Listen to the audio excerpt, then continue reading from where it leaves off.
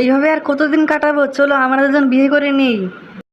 আমি তো এখন বেকার, কিভাবে তোমাকে খাওয়াবো পড়াবো বলো? আর কিছুদিন যাক, আমি একটি চাকরি করে তোমাকে আমি বিয়ে করে নেব। তুমি আর আমাকে এইভাবে কতদিন ধরে বসে রেখে বলো? অপেক্ষা তো দিন যাচ্ছে না আমার। আর এইদিকে আমার বাবা মা আমার জন্য বিয়ের পাত্র খুঁজতে লেগেছে। এভাবে থাকলে তো আর হবে না। আর তুমি চাকরিটা তো পাচ্ছ না। না না, আর কিছুদিন ধৈর্য ধরো, এভাবে দেখবে আমাদের ঠিক চাকরি হয়ে যাবে। আর একদিন আমরা দুজন বিয়ে করে সুখে সংসার করব। হ্যাঁ, হয়েছে, অনেক হয়েছে। তুমি এখন বাড়ি যাও, তোমার বাবা মাকে বলো তোমার চাকরিটা যেন খুব তাড়াতাড়ি তারা ছেড়ে দিতে পারে। ঠিক আছে, আমি বাড়ি গেলাম, আর কিছুদিন অপেক্ষা করো, আমরা চাকরি পেয়ে গেলে বিয়ে করে নেব।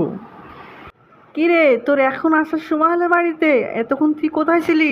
সেই সকাল থেকে তো খুঁজে বেড়াচ্ছি।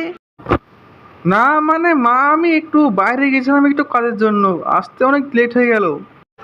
আয় বস, খেয়ে নে। সেই সকাল থেকে না খেয়ে আছিস। এই নে, তোর জন্য আমি একটা ডিমের সুন্দর অমলেট বানিয়ে রেখেছি। এটা খেয়ে তুই ঘুমিয়ে পড়। হ্যাঁ, আমি এটা খেয়ে ঘুমিয়ে পড়ছি, তোমরা এখন ঘুমাতে যাও।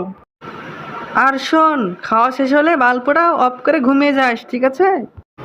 ঠিক আছে মা, তুমি ঘুমিয়ে যাও, আমাকে ভোরে উঠতে হবে, একটু সকালবেলায় কাজ আছে, কাজটা আমি সেরে তবে বাড়ি ফিরবো। রে, তোরা এখনো ঘুম থেকে উঠিসনি?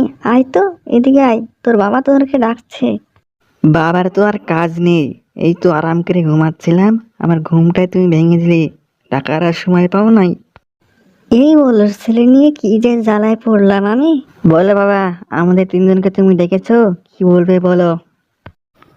শোনো আমার তিন ছেলে, আমি তো আর পারছি না, এই বৃদ্ধ বয়সে আর কত কাজ করবো একলা একলা। তাই তোমাদেরকে আমি ডেকেছি।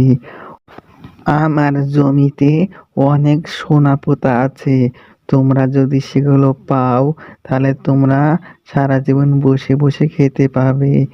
এটাই বলার জন্য তোমাদেরকে আমি ডেকেছি। ঠিক আছে বাবা, ঠিক আছে।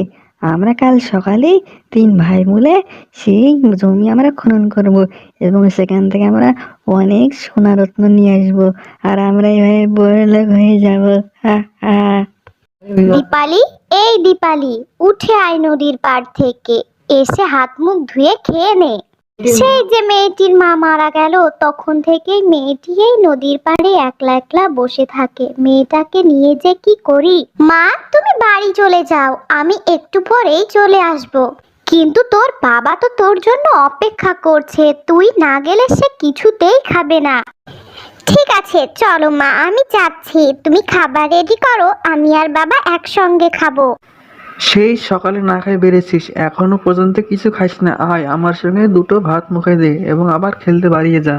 হ্যাঁ বাবা, খাচ্ছি, তুমিও খেয়ে নাও। তুমি ভীষণ ক্লান্ত হয়ে গেছো, তুমি একটু বিশ্রাম নাও। আই তো মা, বসে খেয়ে নে। খেয়ে দিয়ে আবার খেলতে বেরোস।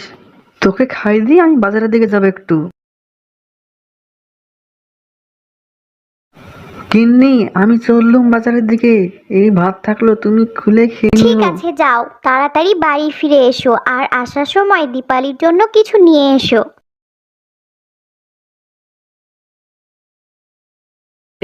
এই দীপালি, দীপালি, এই যে তোর বাবা তোর জন্য বিরিয়ানি এনেছে, আয় এসে খেয়ে নে।